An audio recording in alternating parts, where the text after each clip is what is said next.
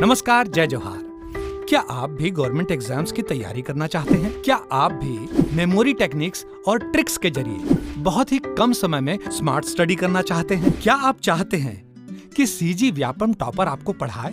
तो डाउनलोड करिए Yogendra Sahu classes app. यहाँ 10 से अधिक गवर्नमेंट एग्जाम्स क्रैक करने वाले और सीजी व्यापम टॉप करने वाले योगेंद्र सर सीजीपीएससी और सीजी व्यापम के अंतर्गत होने वाले सभी एग्जाम्स की तैयारी कराएं।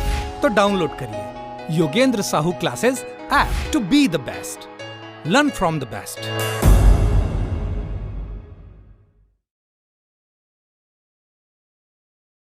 कोई भी सपना साकार करने के लिए सबसे जरूरी है सही कोच का होना। चुनिए Yogendra Sahu classes first rank को और करे अपने सीजी व्यापम CGPSC का सपना साकार। Download the app now. चलिए आगे देखते हैं कंजक्शन का पार्ट। नेक्स्ट रूल लिखिएगा,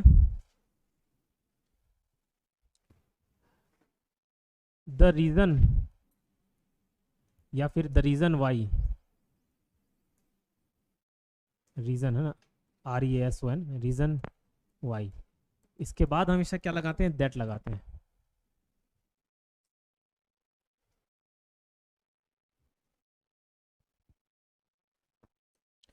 जैसे example, the reason why I was absent,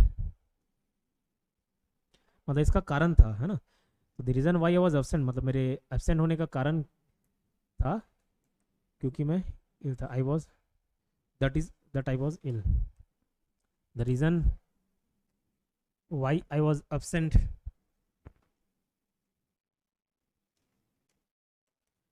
is that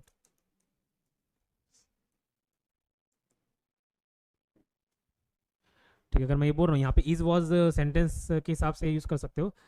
मेरे एब्सेंट होने का कारण ये था कि मैं बीमार, या कारण अगर था बोलना चाह रहा हूँ तो वॉज कर दूंगा, कारण है इज। ठीक है।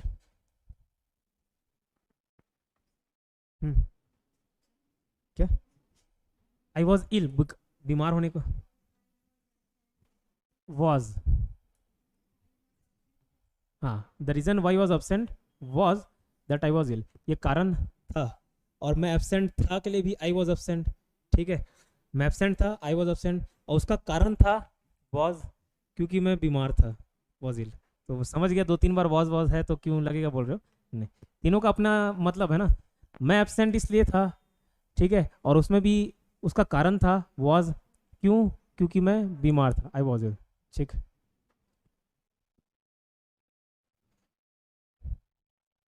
अगर हाँ मतलब अभी हूँ वाले में बोलोगे तो the reason why I am absent is that I am ill.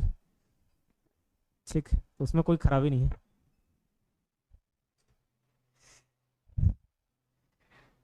ठीक है, तो इसको और भी एग्जांपल कुछ नहीं लिखा रहा हूँ, बस ये लगता है दैट लगता है, इस चीज़ को आपको ध्यान रखना है। नॉट और नेवर के साथ क्या लगेगा बताओ? नॉट और नेवर के साथ हमेशा क्या लगता है? क्या लगेगा? और लगेगा। ठीक, ये सुनने में अजीब लगेगा लेकिन क्या लगेगा? और लगेगा। नॉट एंड नेवर के साथ और लगता है। नेदर के साथ नॉर लगता है, लेकिन नॉट और नेवर के साथ और लगता है। जैसे I have never spoken to him nor return to him, मतलब ना मैंने उससे बात किया बोला, ना उसको कुछ लिखा, नॉर रिटर्न टू हिम। तो आई हैव नेवर के बाद ना ही spoken to him nor return to him, तो नॉर नहीं लगता, क्या लगेगा? और लगेगा। I have never spoken to him और रिटर्न टू हिम।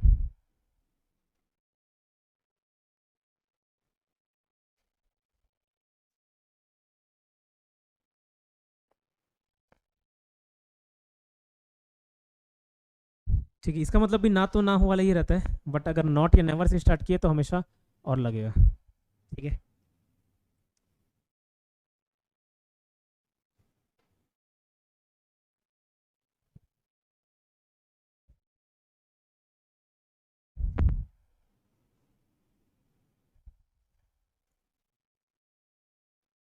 ठीक।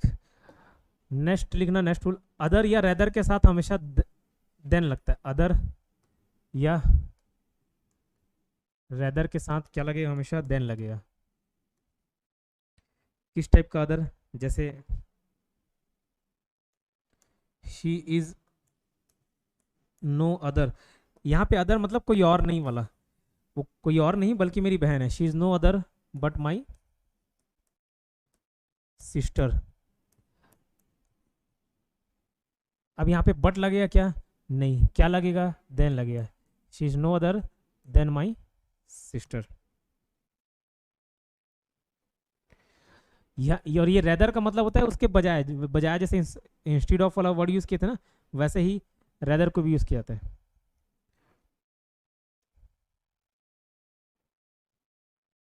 जैसे आई will rather choose car but bike. क्या सही होगा? आई विल रेदर चूज मतलब मैं कार के बाइक के बजाय कार चूज कर लूंगा, ये बोलने का तात्पर्य इसका। I will rather choose car than the bike. ठीक है, कि रेदर या अदर के बाद क्या लगता है? देन लगता है।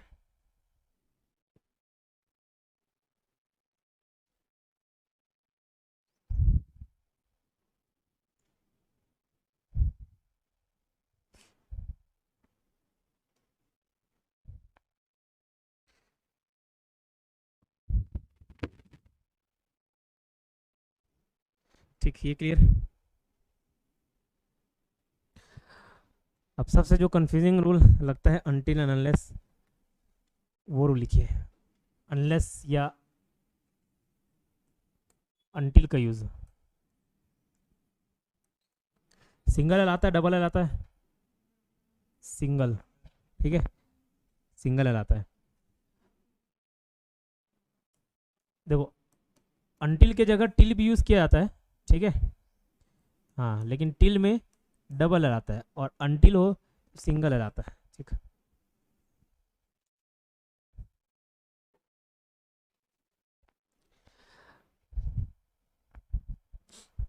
चलिए इसके अंतर्गत नियम लिखना। सबसे पहले अनलेस,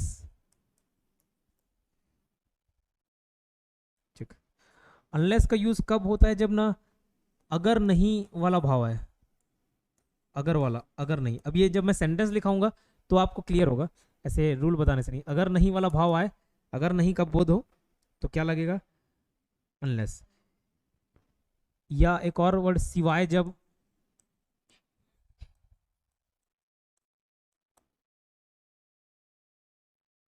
ठीक है। वहीं अनटिल का यूज कब होता है? जब इस टाइप का सेंटेंस आए, जब तक, मतलब समय का बोध कराता है, एक समय तक, जब तक ऐसा ना हो जाए, जब तक ये होना जाए, जब तक ना। ठीक,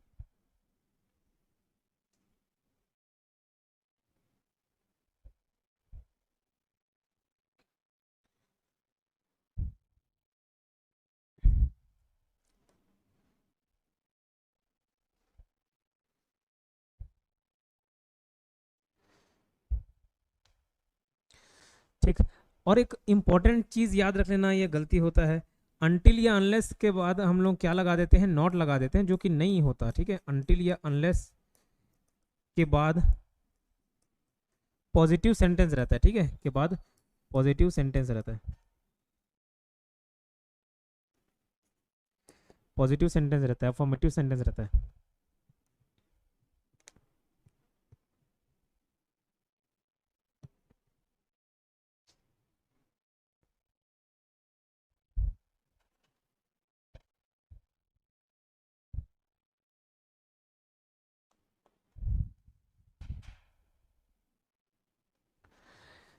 जैसे मैं अगर बोलूं कि जब तक ये बैठ के कंप्लीट नहीं करते मैं जाने नहीं दूंगा, ठीक है, I will not let you go,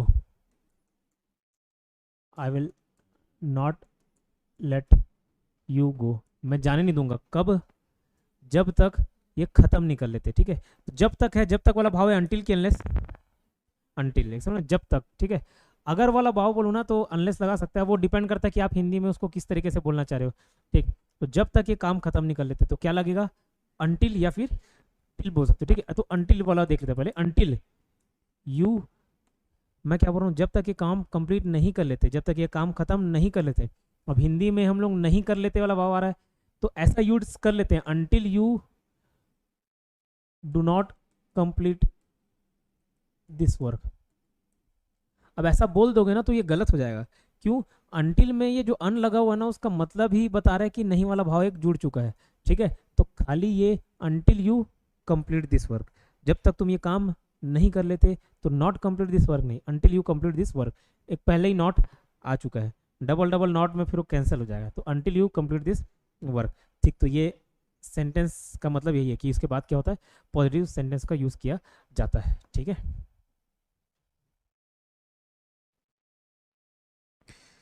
ठीक।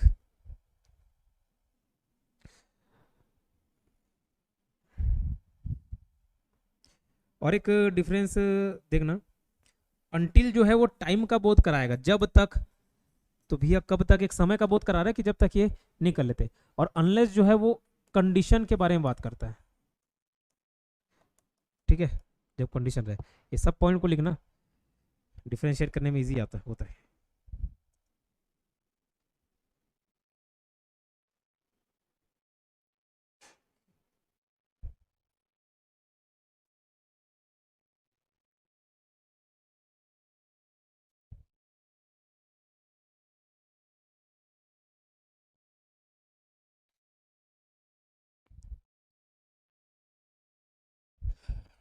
अब देखिए, अब जैसे मैं बोलूं कि मैं, अगर अर्जेंट, अगर उतना अर्जेंट ना हो, ठीक है, तो मैं फ़ोन नहीं उठाता। ठीक, मैं फ़ोन नहीं उठाता, I don't pick up the phone. अगर उतना अर्जेंट ना हो, अनटिल अनलेस, अनलेस अगर की बात कर रहा हूँ, कंडीशन की बात कर रहा हूँ। आमतौर पे मैं फ़ोन उठा लेता हूँ, ठीक है, या फ़ोन, आमतौर पे फ़ोन नहीं उठाता, लेकिन एकदम अर्जेंट हो तो मैं उठा लेता हूँ। एक शर्त का भाव आ रहा है कि शर्त क्या होना चाहिए, मैं ऐसे तो फ़ोन नहीं उठाता, ठीक है, ऐसे फ़ोन नहीं उठाता, लेकिन अगर अर्जेंट हो तो मैं उठा लूँगा, ये भाव आ रहा है उसमें। ठीक है, तो यहाँ पे एक कंडीशन टाइप का दिख रहा है कि मैं फ़ोन उठाऊँगा कब, जब वो एकदम अर्जेंट होगा, और अर्जेंट नहीं होगा तो नहीं उठाऊँगा, तो एक कंडीशन टाइप का भाव आता है। ठीक है, तो मैं अगर ऐसे बोलूँ कि मैं फ़ोन जब तक अर्जेंट ना हो, या अगर अर्जेंट ना हो तो मैं फ़ोन नहीं उठाता, जब तक वर्ड यूज़ नहीं कर रहा हूँ, अगर मैं अर्जेंट ना हो तो फ़ोन नहीं उठाता। ठीक है, I don't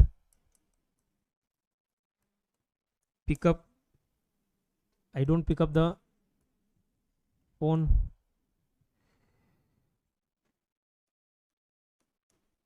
unless it's urgent. ठीक है, अनलेस इट इज अर्जेंट, अगर अर्जेंट नहीं है तो मैं फ़ोन नहीं उठाता। तो ये वाला सेंटेंस सही है, इस चीज़ को ध्यान रखना। अगर आप इसको ऐसे कर दोगे, अनलेस, जब तक अर्जेंट ना हो, तो आपको लगेगा ना हो, अर्जेंट ना हो, तो नॉट अर्जेंट ऐसे कर दोगे तो गलत हो जाएगा। Unless it is not urgent करोगे, गलत हो जाएगा। Unless it is not urgent, ये नहीं होगा, अनलेस इट्स अर्जेंट। ठीक है,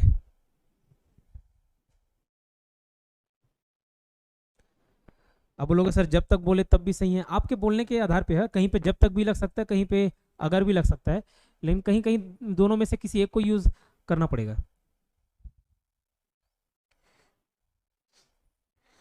ठीक,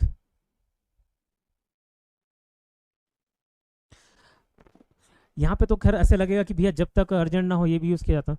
तो मैं एक ऐसा क्वेश्चन लेता हूँ, ऐसा एग्जांपल लेता हूँ जिसमें दोनों में डिफरेंस क्लियर हो पाए। मैं बोल रहा हूँ कि अगर तुम मेहनती नहीं हो तो पास नहीं हो सकते। ठीक है, तुम पास कब तक नहीं हो सकते, बोल रहा हूँ, तो पास कब तक नहीं हो सकते, अगर तुम मेहनती नहीं हो तो पास नहीं हो सकते। ठीक है, अगर तुम पास नहीं हो सकते, अगर तुम मेहनती ना हो, तो जब तक वाला वर्ड यहाँ पे मैच करेगा क्या, जब तक तुम मेहनती नहीं हो सकते, अगर तुम मेहनती नहीं हो, तो एक कंडीशन वाला बात बोल रहा है, अगर ऐसा नहीं है तो ये। ठीक, तो अनटिल लगेगा, अनलेस लगेगा, अनलेस लगेगा। ठीक, तो एक सेंटेंस लिखना,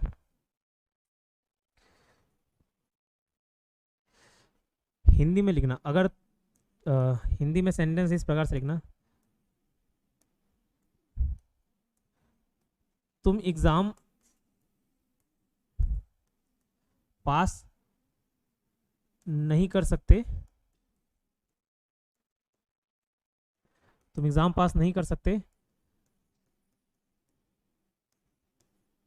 अगर तुम मेहनती नहीं हो तो। सर इसको उल्टा भी लिख सकते हैं कि हाँ लिख सकते हैं, कोई दिक्कत नहीं, ठीक है। अगर तुम मेहनती नहीं हो तो एग्जाम पास नहीं कर सकते, या तुम एग्जाम पास नहीं कर सकते अगर तुम मेहनती नहीं हो तो, ठीक है। इसको कैसे लिखेंगे? You can't, you can not है ना, you can not pass the exam unless की अनटिल, और डबल एल नहीं होता, सिंगल एल होता है, और ये सिंगल एस नहीं होता, डबल एस होता है। अनलेस यू आर, मेहनती के लिए बोलते हैं हार्ड वर्किंग, ठीक है। हार्ड वर्क मेहनत, मेहनती hard working, he is a hard working guy, मतलब वो मेहनती है। Unless you are hard working,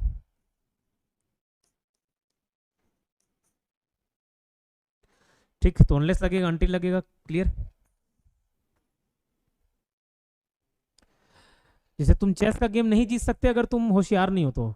chess का गेम जीतने के लिए जरूरी है कि होशियार हो, चालबाजी आए उसको, तो you can not win the game of chess unless की अनटिल, अनलेस अगर तुम होशियार नहीं हो, अनलेस यू आर इंटेलिजेंट, ठीक है।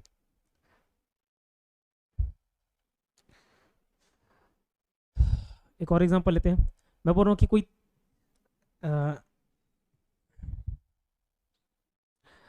जैसे मोबाइल हम लोग यूज़ करते हैं, इसमें पासवर्ड रहता है, तो मोबाइल ओपन नहीं कर पाओगे अगर तुम्हारे पास क्या नहीं होगा, पासवर्ड नहीं होगा, अनलेस यू हैव पासवर्ड, ठीक। तो ये अनलेस वाला मतलब समझ आया। अनटिल वाला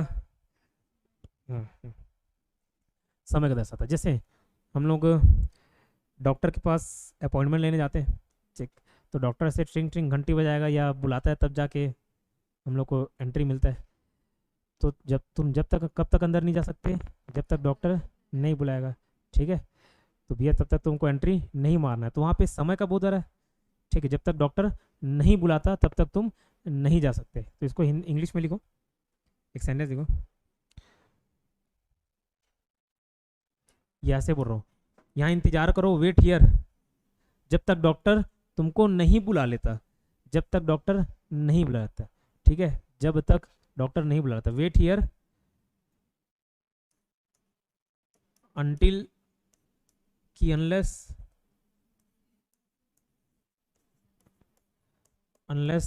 द डॉक्टर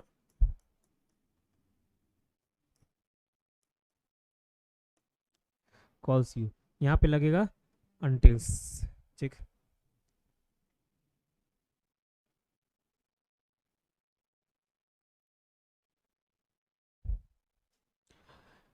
ठीक, मैं बोल रहा हूँ कि जब तक मेरा जॉब नहीं लगेगा तब तक शादी नहीं करूँगा। आई विल नॉट मैरी, ठीक है, I will not marry until की अनलेस, हाँ क्या बोल रहे, वास्तविकता होगा भी नहीं ठीक है, करूँगा, चाहने नहीं चाहने पर निर्भर नहीं करता, होगा भी नहीं, जॉब नहीं रहेगा। I will not marry until की अनलेस, ठीक है, I will not marry until या unless I get a job, ठीक है, अनटिल या unless until I get a job.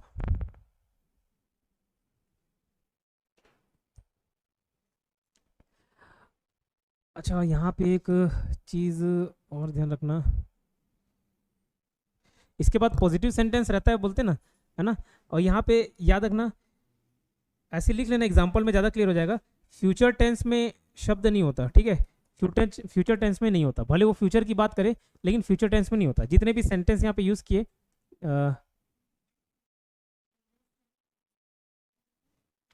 जैसे जब तक मेरे को जॉब नहीं मिल जाता, तो अभी मिलने की बात करने क्या, फ्यूचर की, या जब तक मेरे को जॉब नहीं मिलेगा, तो अब हिंदी में मिल जाता है जो वर्ड है वो सही है, हिंदी में अगर बोला जाता है, यह हम लोग आम बोलचाल की भाषा में बोलते हैं कि हमको जॉब जब तक नहीं मिलेगा, तो मिलेगा वाला वर्ड तो फ्यूचर का है, तो यहाँ पे विल आना चाहिए था, लेकिन विल नहीं आता, ठीक है। उसका दो कारण है, एक तो टेंस वाले नियम के अनुसार भी और अनटिल अनलेस वाले नियम के अनुसार भी, इसके बाद फ्यूचर वाले सेंटेंस यूज़ नहीं होते, फ्यूचर वाले वर्ड यूज़ नहीं करेंगे। लेकिन बोल क्या रहा है कि जब तक मेरे को जॉब नहीं मिलेगा तब तक मैं शादी नहीं करूँगा, ठीक है। तो शादी करने वाले को शादी नहीं करूँगा तो आई विल नॉट मैरी, ये तो फ्यूचर टेंस में लिख दिए, लेकिन इसको इसलिए नहीं लिखे, दो कारण।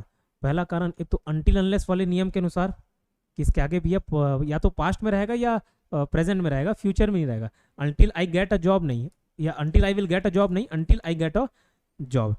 और दूसरा नियम क्या कहता है, टेंस वाले टॉपिक में तो ये पढ़ाना ही मेरे को, जब दो काम फ्यूचर में हो तो दोनों को फ्यूचर में नहीं रखते, ठीक है। जैसे अगर तुम आओगे तो मैं जाऊंगा, सपोज कोई शिफ्ट वाइज काम कर रहा है कि भैया ये 8 घंटे तक का जॉब था, अब ये आएगी तो मैं जाऊंगा, ये आएगी, ये घटना भी फ्यूचर का है, मैं जाऊंगा वो घटना भी फ्यूचर का है, लेकिन दोनों में पहले कौन होगा, बाद कौन होगा, ये डिसाइड करता है कि किसको प्रेजेंट में रखना है, किसको फ्यूचर में रखना है।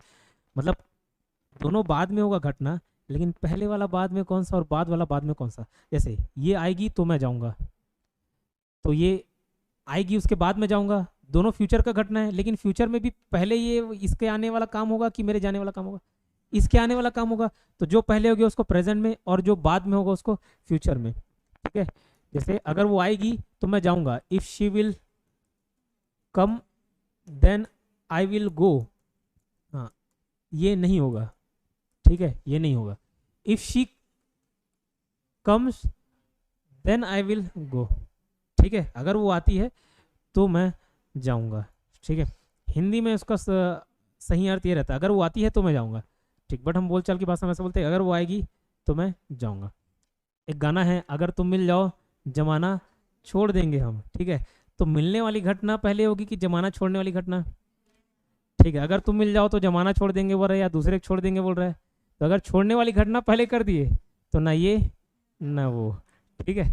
तो अगर तुम मिल जाओ, तो अगर तुम मिल जाओ तो मतलब कहने का अर्थ है अगर तुम मुझे मिल जाओ, ठीक है। If I will get you then I, अगर देन नहीं लगाना तो कॉमा लगा के भी उसको ब्रेक कर सकते हो, ठीक है। Then I will leave the world, ठीक है, लीव द वर्ल्ड, जमाना छोड़ दूंगा को उसको सेंटेंस क्रिएट करना चाह रहा हूँ, लीव द वर्ल्ड, ऐसा नहीं कि दुनिया छोड़ दूंगा मतलब मर गया, ऐसा टाइप का नहीं, ठीक है, लीव द, दुनिया ही छोड़ दूंगा ऐसे, आई विल लीव द वर्ल्ड। तो दोनों घटना फ्यूचर में हो रही है, लेकिन दोनों विल नहीं यूज होता, दोनों फ्यूचर में यूज नहीं होता, तो किसको फ्यूचर में किसको प्रेजेंट में रखते हैं, और प्रेजेंट में भी सिंपल प्रेजेंट टेंस में रखते हैं, ठीक है।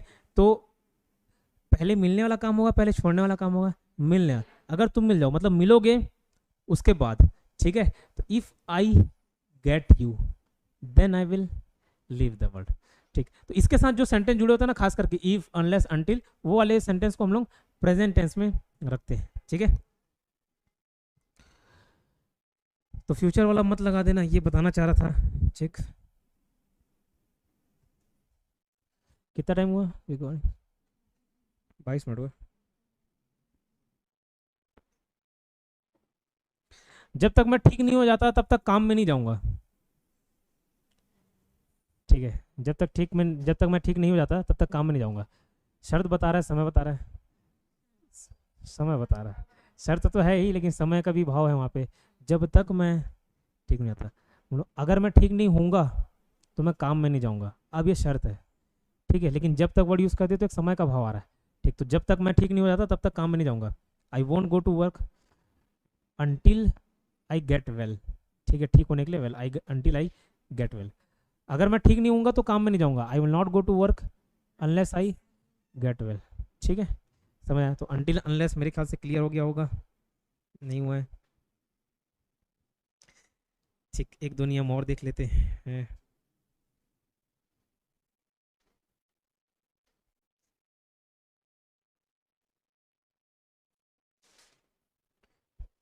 ठीक, सो दैट और सो एज,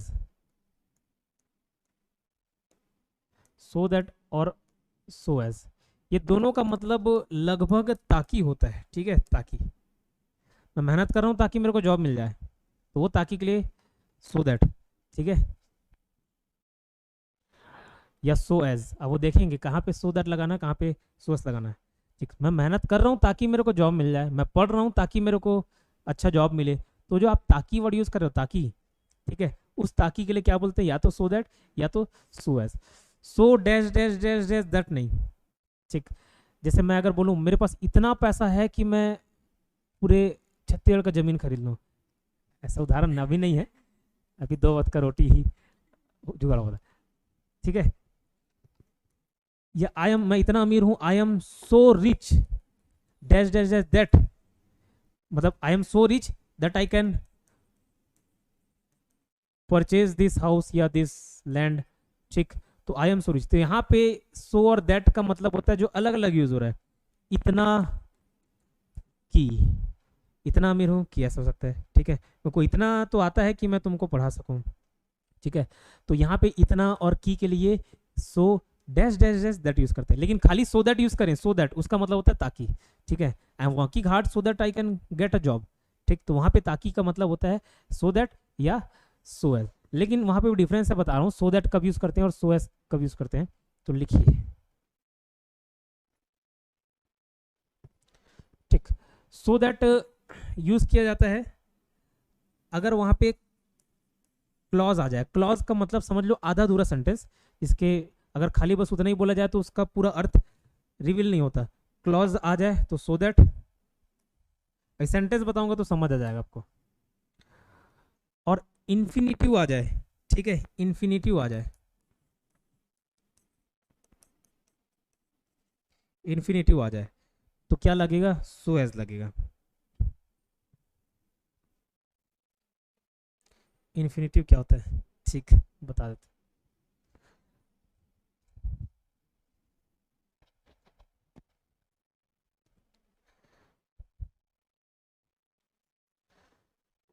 इन्फिनिटिव इस फॉर्म में रहता है, देखो टू जिसमें लगे ना, टू प्लस कोई वर्ब का फॉर्म आ रहा है, एक प्रकार का वर्ब ही है इन्फिनिटिव वर्ब, लेकिन उसमें टू जुड़ा होता है, टू गेट,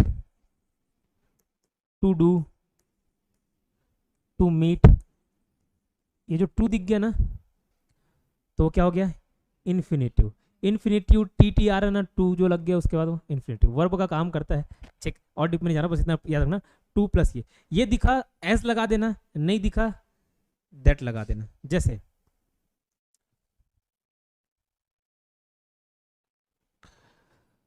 अभी जो मैं एग्जांपल लिया, मैं मेहनत कर रहा हूँ क्यों, ताकि मेरा जॉब लग जाए, ताकि या मुझे जॉब मिल सके, ठीक, जॉब मिल सके या जॉब लग जाए। आई am working hard, hard working नहीं, हार्ड वर्किंग मतलब मेहनती हो जाता, वर्क हार्ड मतलब मेहनत करना, आई एम वर्किंग हार्ड। अब यहाँ पे बताना सो दैट, सो एज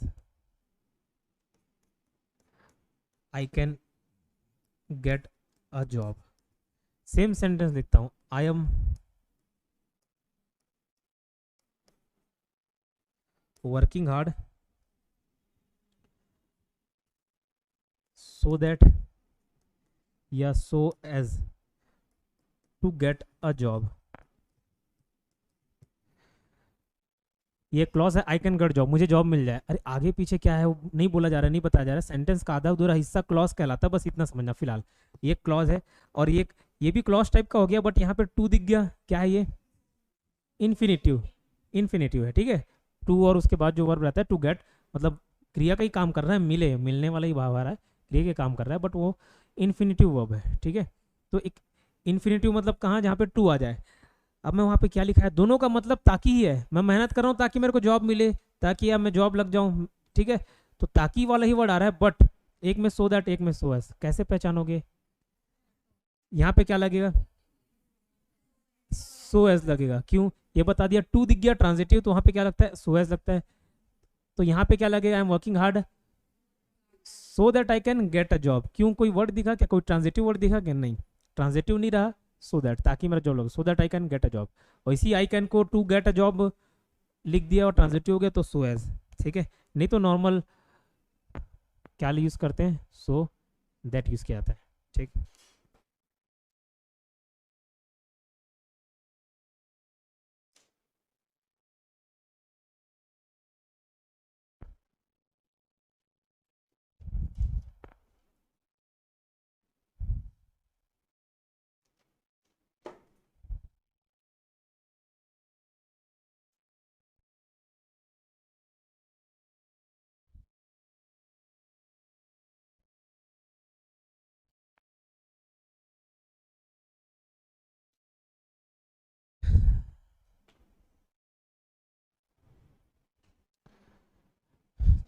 आज इतना करते हैं।